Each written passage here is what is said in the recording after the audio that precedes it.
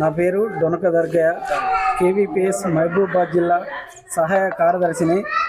18 నెలల కింద ఈ గ్రంథాలయం శాంక్షన్ అయింది.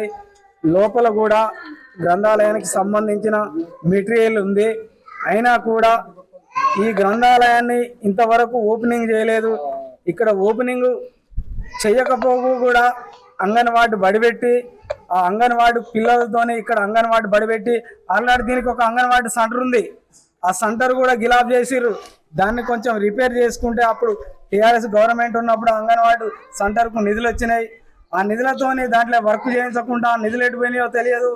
ఆ అంగన్వాడీ పిల్లలను తీసుకొచ్చి ఈ గ్రంథాలయంలో పెట్టి ఈ గ్రంథాలయం గత 18 నెలల కాంచి ఓపెనింగ్ చేయకుండా ఇక్కడ ఈ ఊళ్ళో ఉన్న లీడర్లు అయితేంది, ఇక్కడ స్థానిక ఎమ్మెల్యే అయితేంది చాలా నిర్లక్ష్యం చేసి చదువుకున్న నిరుపేద పిల్లలను చదువుకోవడానికి గ్రంథాలయం లేకుండా మెటీరియల్ వచ్చినా కూడా వాళ్ళు ఓపెనింగ్ చేయకుండా ఇంత నిర్లక్ష్యం వహిస్తారు.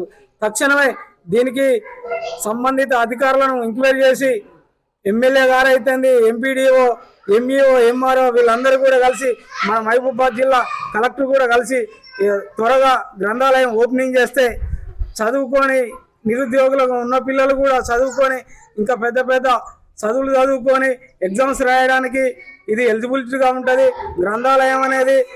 దీంతో పాటు వచ్చిన పక్క ఊళ్ళో గ్రంథాలయాలు ఓపెనింగ్ అయినాయి. గత 18 నెలల కింద నుంచి ఈ గ్రంథాలయం ఓపెనింగ్ చేయట్లేరు.